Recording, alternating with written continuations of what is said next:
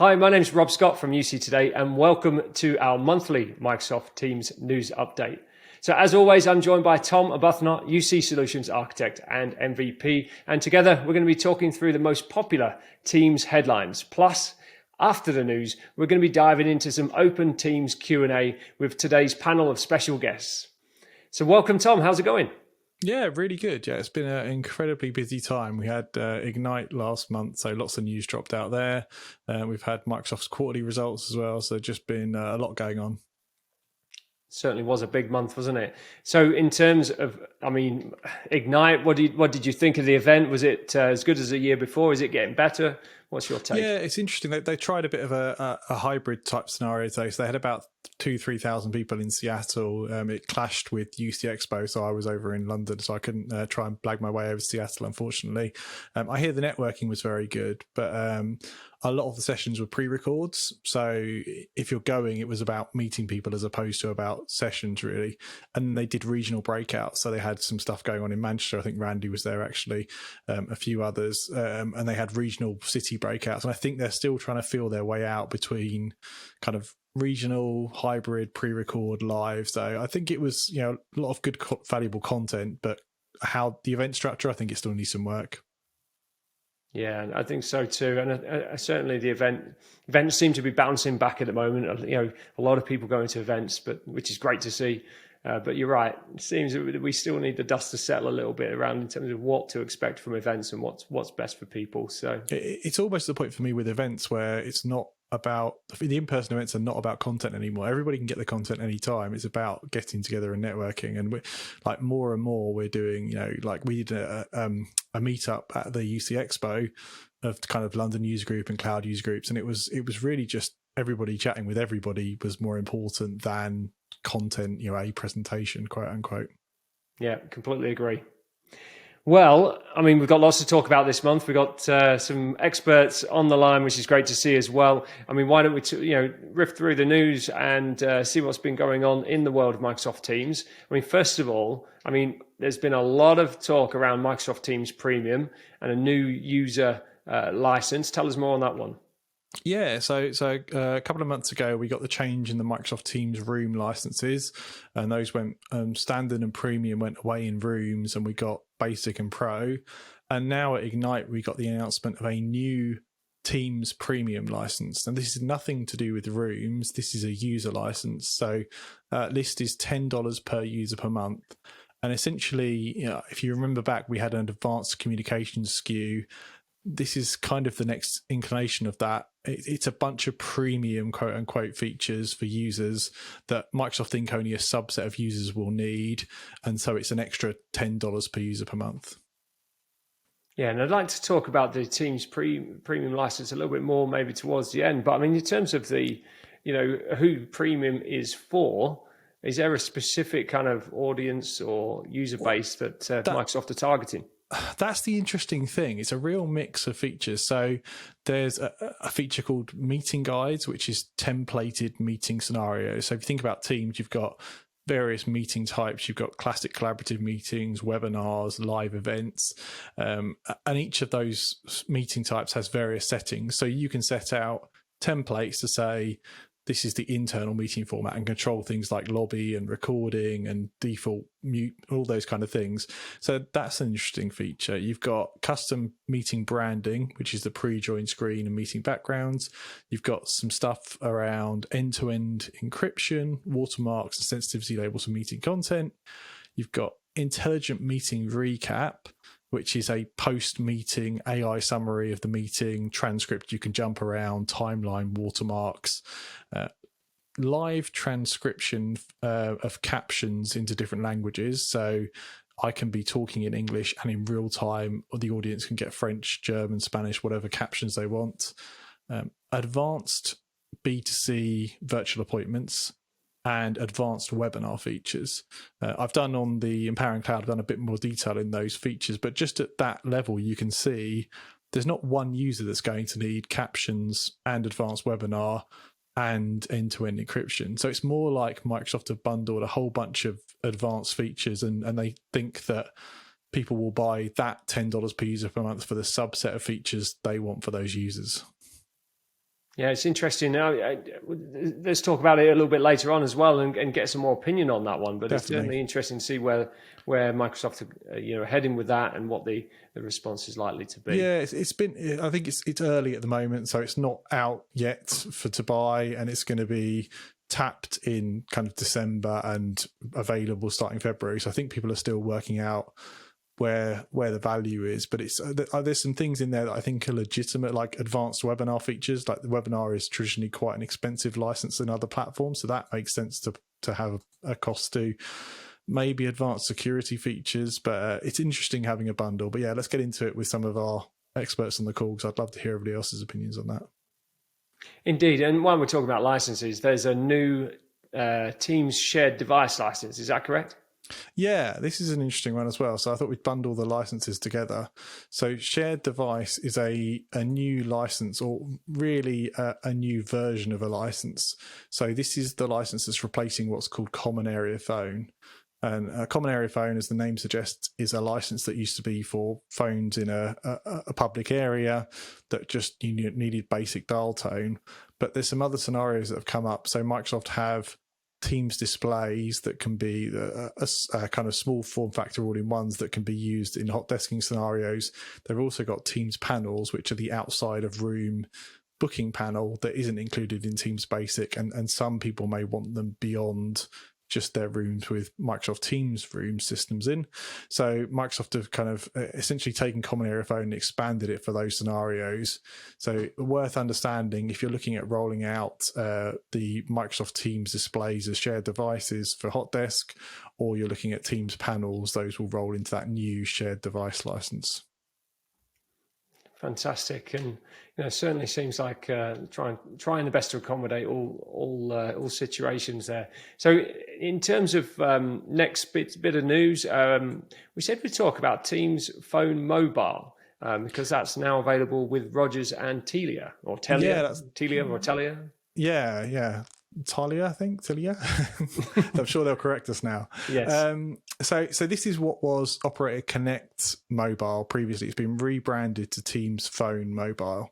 It's always interesting to me that mobile wins in the branding, because I spend all my time switching between mobile and cell when I'm talking to the American audience. But this is the ability for a mobile operator who's certified with Microsoft, tightly integrated on the back end, to offer up a single number that is both a mobile or cell number that lives on the phone, the mobile phone, but also is a genuine number for Teams. So this is not forking or SIM ringing. This is, you have one number, and as it rings, it will ring the mobile on the native mobile dialer, and it will ring Teams. And if you dial on the mobile native dialer, that will set your presence in Teams as on a call. If you've got compliance recording in Teams, that will compliance record your mobile calls. At the moment, SMS is just limited to the device in the normal way, but Microsoft have talked about the idea of having the SMSs turn up in Teams as well. And the industry seems, every time I talk about this or blog about it, it gets really, really high engagement. So people are definitely interested. And I'm not sure if that's the industry, because potentially a lot of the mobile operators, if they got their act together, could swoop in and pick up mobile and fixed line, or the fixed line operators could come in and pick up the mobile work potentially. So it's people like BT who are on this certification who could potentially do both, BT Global. But I think there's also kind of this SMB, SMC mobile first market that maybe they're being upsold to Teams. So they're always going to have a mobile device, but actually they might as well have a soft phone in Teams when they need it. Yeah, absolutely. I mean, in terms of uptake, with this particular Teams Phone Mobile solution, are you hearing a lot of kind of deployments, or whereabouts are we? Yeah, super early days. So those two operators that are GA, it's only GA for them in their countries. So it's very limited as to who can get it. So at the moment, it's better suited to like a company that's all in one country that just wants one type of device. More operators are rolling out, and they'll offer more countries. But we haven't yet got to the point where like an enterprise could go to their mobile operator and say, we want this coverage in 5 countries. So I think it's the lower end of the market at the moment. But I am having conversations with enterprises who are certainly aware it's coming and they see use cases for it. So I think it's early days. We'll see how it goes. Yeah, fantastic. We'll keep an eye on that one. Next up, we said we talk about mesh avatars in private preview. I mean, let's expand on that. You know, what is a mesh avatar? Yeah, so this is part of the whole mesh story, and interesting how fashionable this is or not, bearing in mind the Meta stock has absolutely plummeted recently. But for a while, mesh was going to be the next coming, and everybody was going to be in 3D and VR. And all this is the ability to have an avatar, so a 3-dimensional character, replace you in terms of your video feed for Teams. So it's not the 3D world VR headset type scenario. It's more just instead of having your video on, you would have essentially an animated character replace you. And initially I was super cynical about this, but I'm on tap and I've seen quite a few people using it.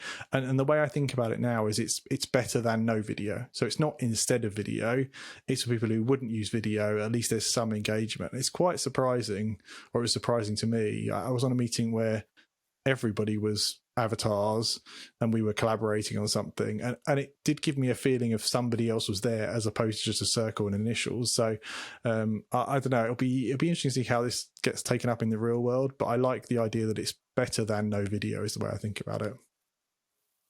Yeah, I see that, and thanks for explaining that, because it does feel like having no video, just an icon on the screen is becoming a little bit taboo nowadays in meetings. So having something, at least in that is kind of, I suppose, that halfway house position would be great. So keen to see that. When's that happening? It says private preview.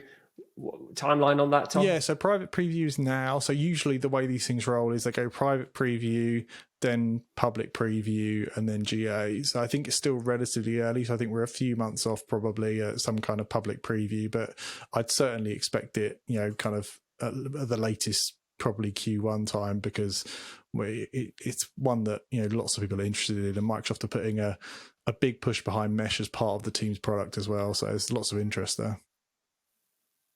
Fantastic. Okie dokie. So next up, we said we'd talk about a big bit of news that came out of Ignite, and that is another, and I say another, quote unquote, Cisco and Microsoft hookup. But this time it's with devices. Tell us more on that one. Yeah, this was huge news, and I didn't actually know about this one coming, although I've since asked around, and apparently a few Cisco people were talking about it a little bit earlier. But Cisco are certifying some of their devices for Microsoft Teams rooms. So, or Microsoft Teams full stop, I guess. Rooms is one of the subsets of devices. And this is not an interop scenario. This is this is Cisco running the Microsoft code on their devices. So they're certifying a webcam and some headsets, which is USB devices. That's cool, but that's not that big a news. But they're also certifying their board, the 55-inch and 75-inch Cisco Board Pro will be a Teams board. The Cisco Rooms bar, the Cisco Room Kit Pro, which is like a separate codec for more complex rooms. The Cisco Desk Pro, which will be a Teams display, and Cisco Room Navigator, which will be a wall mount panel. So there's quite a few devices there, and it's a big deal for Cisco, who obviously own WebEx, and WebEx is their go-to platform for their devices team to say, well, we want to support Teams as well as a first-party option, so that we can give customers what they want, whether they're a WebEx house or whether they're a Teams house. Fantastic. And what does that mean to the, in terms of what conversation decision was made around the Cisco boardroom table to enable that decision? I think Microsoft 270 million active users was the main conversation, right? I mean, Cisco are a bit like Microsoft. There's lots of different business units with different P&Ls, and obviously Cisco have always had a great respect in the industry for doing some very high-end devices. So they must have, just mathematically, they must have customers that were WebEx customers that are going to Teams, and obviously they want to keep servicing that devices business for those customers. And there's a big opportunity in Microsoft Teams rooms right now. We're up to D10 just announced as they're coming to the market with Teams certified devices as well. So that'll bring us up to 11, I think, certified vendors for Teams. So there's a lot of excitement to go after those room opportunities, and Cisco want a piece of that pie. It must have been a tough conversation internally. But I mean, I see Simon's on the call. We've been in this space for well over a decade now, and it's been an ongoing conversation about Cisco and Microsoft need to play nicer together. There are customers that really like Cisco for this, and this, and really like Microsoft for this. Just play nice and make it better for your customers. And I think that's what ultimately is coming out here. But it must have been a tough decision internally, because obviously it does reflect slightly on them, not just backing WebEx as the only thing in the world.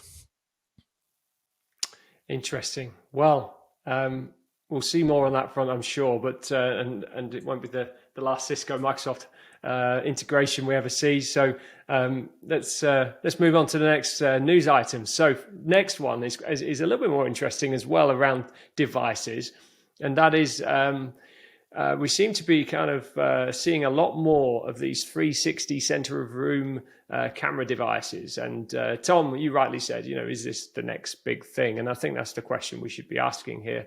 But we've seen one from Logitech, we've seen one from Yealink, we've seen one from Neat. What's going on here? Yes, this is interesting, isn't it? Because we had what was the Poly roundtable years and years and years ago in the OCS Link Skype days, and the idea was you plonk a camera in the middle of the table because everybody's looking at each other across the table, and then the remote participant gets face on camera.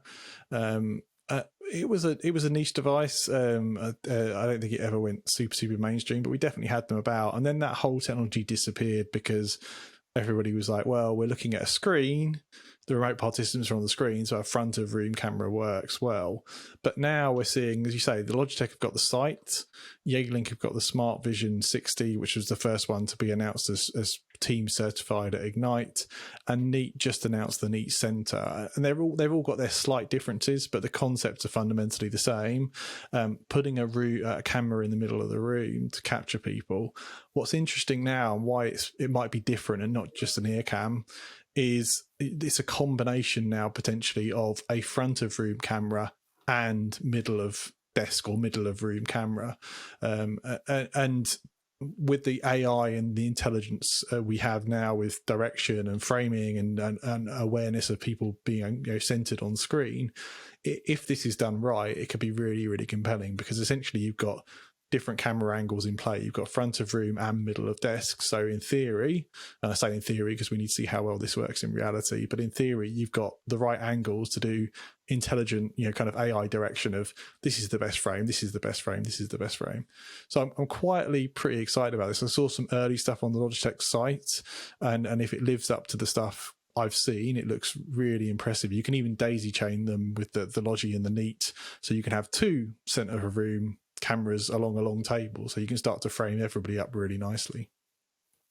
I was going to say, and you said it, frame everyone up really nicely, and I think that kind of encapsulates the benefits of doing this. If it actually really improves the experience by actually putting the camera on the people in the right way, and I look forward to seeing this in action. I think it could really help improve the meeting experience. Yeah, we got Randy here. I didn't know if he wanted. He's obviously at Logi. I don't know if he wanted to give any kind of additional insight. Obviously, not just Logi. There are other devices there, but Randy, you got anything to add on that? Yeah, I mean, obviously, I'm joining this as me from UC Status. Nothing to do with the vendor that I work for. So everything's fair. Yeah, I mean, it's interesting to see that everybody's got a different take at this hybrid thing, and that's kind of what the whole thing is about. And if you've got your buzzword bingo card, you go ahead and put the first stamp on there. Equity is another one. This is a second stamp. A few more, and we'll get a cup of coffee. But yeah, so everybody's got a slightly different take on this. And these three vendors you mentioned, obviously Logi with the Sight, and Yealink SmartVision, as you said, first one announced, and the Neat came out of, I think it was today or potentially late yesterday, something like that, the announcement of their center. Yeah, so I'd say that the Sight and the center look extremely similar. It looks like you can pair them with the device up front and give that two perspective thing. So, depending on which way you face, or at least that's the kind of marketing blurb they're companion that goes devices with them. In that case, aren't they? They're not primary devices. They run off a main system. That's right. They're not a standalone 360 degree kind of center camera kind of thing like the Yealink seems to be. But, the way I describe the Sight and the center seems to be very similar is if I'm facing people around the table, it's framing me because I'm facing the camera, the microphone on the actual device is picking me up, and it knows that I'm looking that way, so it's going to face me there, and it's going to avoid that, as you call it, ear cam, when I face the front of room display and start talking to people remote. Yeah. Then it'll switch cameras and show me there, and also some clever deduping and a bunch of other stuff that'll go along with it. So I think to me those seem to be the most complete devices, and I'm not being biased, in any way. Obviously, I'll say fairly that Neat seem to have done the same sort of thing. Yeah, Neat's interesting as well. So I saw on Neat's marketing they can do a suspended mode as well, where they can have a cable running from the ceiling holding the device in suspension. Because these devices are mics as well as video devices, which is cool. But yeah, I kind of agree with you. The idea of having front of room and middle of table, I think, is the better experience. I think just 360 is very niche because it assumes there's basically one person remote and you're mostly talking to people in the room and they're listening in. That's not the types of meetings I see being dominant. I see almost remote being dominant and the room being lesser. So I think needing all those camera angles is going to be the exciting opportunity. And I think, if you do just have the camera in the center of the table, you want to make sure that you're always facing that camera. So the only way to do that successfully, if I was an architect designing that space, would be screens on every wall. Or you have the, I've seen the Cisco rooms where they have the screens, kind of have an oval table and they have the screens. You're looking into the content, which is pretty high end, but pretty cool experience as well. Or you have that old Polycom device, the Centro. I don't remember that one. Was that was that different to the round table? Is that the one where they all sat around the table with a screen each kind of thing and a camera? Oh, there was a screen remember. 4 sides. Yes, it was in the lobby at Poly for a long while, wasn't it? Was in the lobby at the Polycom like thing. Screens, but it was a round table. Oh, God, I'd forgotten that. God, didn't see that anywhere in reality. But others seem to be doing a similar sort of thing for this hybrid, and theirs, I guess, are slightly different. They'll be putting cameras on walls, and we can kind of talk about, where do you put it? Do you put it kind of eye line with the people and end up getting people's backs of heads and shoulders and blocking out people? Do you put it high and get people's foreheads? And, so center is definitely the way to go in my humble opinion. And a companion device, I think, is the better way to go for a center room. Yeah, I'm excited about the AI potential, and that's going to be the make or break of this. Because if the AI is not up to it, if it's not cutting fast enough, and obviously it'll get better over time as well. But I think it's also interesting for our market to see how early these devices have been announced. So Logi announced a month ago, and they're out sort of, I think it's Q1, Q2, Neat a Q3 next year, August time. So interesting from a market point of view to see the device vendors announcing really early, because I think relatively early, to kind of get people to buy into their ecosystem. Like, you buy our front of room stuff now knowing that our center of room is coming. Traditionally, we haven't seen certainly in the team space, we haven't seen announcements that early, a year in advance of a device. I think with rooms, you have to be super kind of candid with all of that, because people plan these things, and it takes a year, sometimes a little longer, to actually plan and make sure, particularly with large estates, sort of thousands of rooms and that kind of thing. You need to get people thinking about it and buying into your story, but also just making sure that they're actually, wiring up things for that type of device. Yeah, and budgeting for those devices as well. And budgeting as well, yeah. I think we've got Ryan on the line who wants to chime in on this one. Ryan? Yeah, no, I'm particularly excited about having a new round of center of table options, and I certainly came from the days, and we had a pretty loyal. There were some folks that were pretty passionate about center of table in kind of the early, OCS Skype days, and continued through. It was also super premium from a price perspective back then. And I think that's one of the other kind of fundamental differences now, is it's becoming, these are coming to market much more mainstream.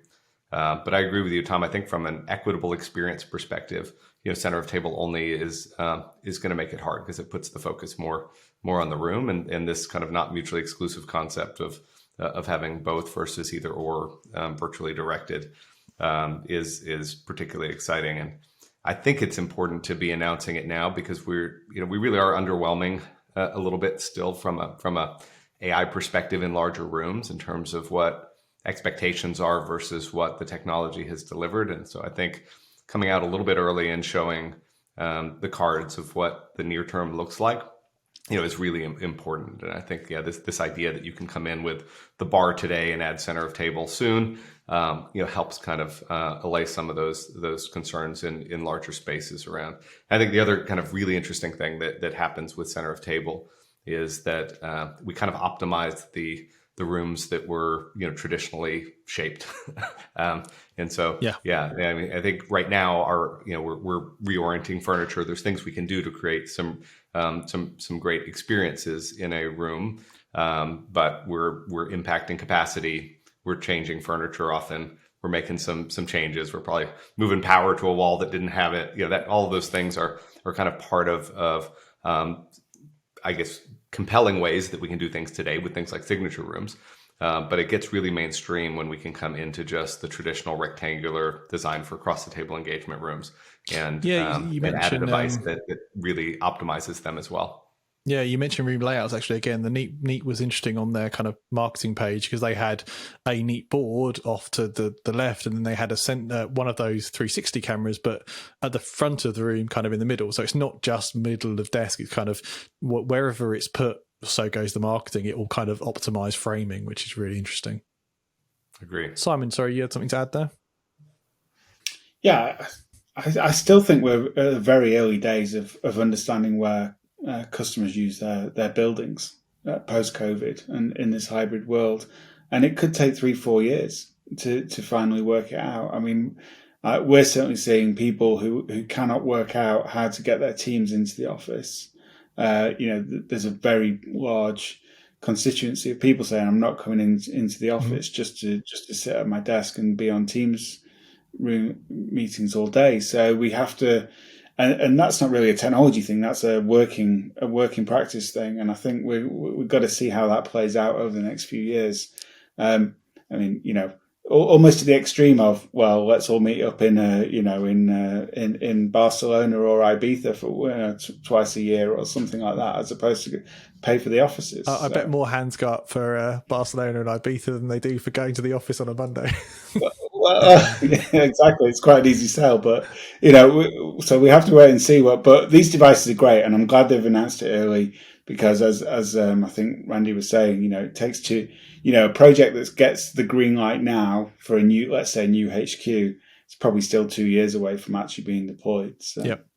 Yeah. Superb. Well, finally, today's news item is a little bit more simplistic in a way. At Ignite, more recently, Tom, they announced that Microsoft Teams SIP Gateway was to support analog telephones. Yeah, and interesting that there's enough demand for this that Microsoft are going through a certification process. So this will allow you to take what are called analog telephony adapters, so boxes that talk IP on one side and analog telephony on the other, and connect them directly up to Microsoft SIP's gateway. So things like you might have a door access phone that's analog, or a lift, or just some common area devices. It's I don't think this is going to be that I'm converting hundreds or thousands of analog phones to Teams. And the reason I don't think that is because Microsoft are obviously going to leverage some kind of license to run these, and you could potentially run them on a session border controller. But good to have the option. I think if people have got ones and twos and they want to push as much into the cloud and simplify it as possible, then Microsoft have this option. They also announced the overhead paging system, so Algo being the first devices, much like the DEC devices. These are purpose-built devices for a use case that will register directly to SIP Gateway. So it's the high-end kind of tannoy systems and stuff like that, which again we used to do in the Skype days via session border controller. So it's just plugging gaps as people are on this migration to cloud to have these options. Great. And for anyone out there that doesn't know what the SIP gateway looks or feels like, I mean, how easy is it to get one of these up and running to support, even just a handful of ATA adapters? Yeah, good question. So relatively easy. So they'll this is still in TAP, but there'll be a document to follow to put some addressing into your supported analog telephony adapter. There are a few different vendors that will be supported. The classic audio codes, I think Poly are on there as well. Anybody that's got any kind of IT session border controller skill will be able to do it in their sleep. If you're more of a kind of standard web GUI person, you might need a little bit of support, but Microsoft are taking a lot of the complexity out of it, so not particularly difficult. Great stuff. Right, well, that's the news for today. Those are all the news headlines. There are tons, or there is tons more information online, Tom's blog, UC Today, on all these updates. But in terms of events, Tom, we've got a few events coming up. It's still event season, it feels like. Yeah, it's still pretty busy actually on the event side. So we've got I've got Calling Contact Center Expo in London, November 22nd. So I'm doing a session there about Teams contact center options, and that's apparently been very popular so far in terms of registration and interest. And I think because there are now 4 Extend certified contact centers, obviously Microsoft have thrown their hat in the ring with a contact center of their own with the digital contact center platform, and Microsoft are pushing with call queues and auto attendance to kind of bridge some of that gap. So excited to do that session. I've got a webinar with Luware on November the 24th, and I'm really looking forward to this. I kind of threw the gauntlet down with those guys and said we should do a webinar where we do a live install against the clock. So because I've seen them install it before on tenants, customer tenants, and we're going to have literally one of my test tenants, a clock on the screen, and we're going to go through an install in real time on their Cloud Nimbus platform. So that'll either go swimmingly well or will be a challenging experience. We'll see. But if people want to come along and watch a live install, we'll literally make a call at the end. That should be good fun. They're a good bunch of knowledgeable guys as well. So we'll talk about the install as we go. I've got another webinar with Audio Codes and Nuvius, which is a Microsoft Teams Room bootcamp, and where Microsoft's also been doing lots of bootcamp stuff around Teams Rooms. So we're trying to kind of take the best of that and bring it into an hour session. And there's a chap called Tom Hall who works for Microsoft on the devices front who's joining us as well. And you don't see a lot of him on webinar stuff. He's super knowledgeable. So excited to hear what he's got to say. And last but not least, we've got Cavell's Enable event in London on the 1st of December. So that's always interesting, a bit more of an industry event, but there's always lots of discussion there about what's going on in the team space and how carriers and operators can kind of make the most of it. Fantastic. And I think Cavell's Enable event, that's their first event like this. Is it specifically focused on Microsoft? Is that correct? Yeah, I think they did their event in Chicago just gone, which was kind of more of how I think it was, part of it was how operators can make money in this changing market. I think the Enable event is a new format where they're looking at kind of what the opportunity is in the market, educating suppliers and operators about what's going on in the space, and more of a focus on Microsoft's portfolio, because that seems to be the hot topic right now. Right, so guys, thanks for joining us on the after the podcast questions. My first question is Microsoft Teams Premium, this new per user per month SKU. What do you think in terms of market fit, value, opportunity? I'm interested in your thoughts. So I'll start if I can. So obviously we've seen this before. I'm going to rant as Rob said. It's effectively just a rebranding of the advanced communications SKU. Some of the features that were announced in ACL have appeared in here. So if you don't believe me, go and look it up. I'm sure Tom's got a blog post on ACL and of course Premium. So the list is super familiar. My biggest rant though is that mixing. I don't mind an add-on. Add-ons are absolutely fine. Add-on stuff for something that's useful, but it's the grouping that I mind most. There are some features that are in the list that we know about for Premium, and I'm sure that list is going to grow, that are for one specific subset of users, and there's others more security focused, that sort of thing, that are for a wider audience. So you don't want to give virtual consulting to a wide audience. That's going to be sort of 6 or 10 people, 3 or 4 people sometimes in a really small company that might need that kind of feature. Webinars is another thing, again, for the marketing people or sales people, that kind of thing, that are doing that. But it's when you want to add security and loss prevention and watermarks and those kind of things, that might be for a lot more people. So would you advocate for more individual add-ons at kind of a lesser price, though it's $3 an add-on and you can mix and match, or what would you advocate for? I would say if you want to have an add-on that's specific to a job role. If you want to have security things, put it in a security SKU. something that's for a wider audience. I'm not going to pay, what is it, $10 or whatever per month for that one little feature. Maybe there'll be some more features that are security specific, that kind of thing, that are, if I've got a company of 10,000, 100,000 users, that sort of thing, it's going to get really expensive really quickly. And if there's other add-ons that are specifically for marketing or for a sales engine or something else, have it in its own little bundle. Don't be afraid, I don't think, Microsoft, in adding more SKUs to make it more specific, rather than just trying to tiptoe in. This, again, total opinion, but one SKU that doesn't fit all just doesn't fit for me.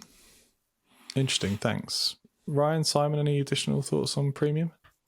Yeah, I guess I tend to agree with Randy a bit on the grouping. I think some of it is a little bit, would love to see some of it a little more granular. And I can say I'm really elated to see some of the webinar features and where Microsoft is going in general with there's webinar. Huge demand for that. You're right. That's the one thing I think that's super justified, is that it'd be nice to see some revenue going to that business unit so they can justify the investment in features. There's no question. This has been an area, I think, from a customer perspective, where many of them have been forced to use other platforms, just based on the feature set, or do live events when really they wanted to do webinars. And so I think it's refreshing to see these features coming really quickly, and all of a sudden just kind of glance at webinar and it's pretty full featured. Yeah, to a slightly wider point, if I were advising Microsoft, I would ask them to start, if they're thinking about changing SKUs, engage a little bit earlier with their customers and actually talk to them about it and say, well, where's it going? I know that's very difficult in a competitive marketplace, but it feels like we've been in a period now of maybe 7 or 8 years where we've all known E1, E3, E5. And is there something else, if they want to progress Microsoft 365 into a particular area, then maybe start putting the feelers out and saying, is there a combined security capability with communications? What would you be prepared to pay for it? Where's the increased value? I think we're probably at that inflection point now, rather than them trying to, because at the moment it feels like they're just trying to kind of squeeze revenue out of existing SKUs. And maybe they probably need to be a little bit more strategic, would be my advice. But hey, what do I know? Well, we'll see how it goes in the market. Advanced comms was not a roaring success, so we'll see if they've pumped a lot more features into this. And I think, to Ryan's point, webinars is I can easily see $10 a month just for decent webinar experience. Like, that is the proper webinar. First party webinar platforms that just do webinars are way more than that, and Microsoft have a good opportunity there. Security makes me a little bit nervous, because companies that want security for their users suddenly having to pay $10 for every user for extra security is an interesting conversation. We'll see how it goes with customers, but we'll definitely report back. And that's it from us. If you've enjoyed today's session, please subscribe to UC Today News and give this video a quick share on social, as it's always appreciated. And if you're a Microsoft Teams fan and want to be part of the conversation, you can connect with Tom, myself, or any of the wider Teams community on LinkedIn and Twitter, and our social links are also in the description. Thanks again to everyone for joining in. We'll be back again next month. I'm Rob Scott from UC Today. Thanks for watching.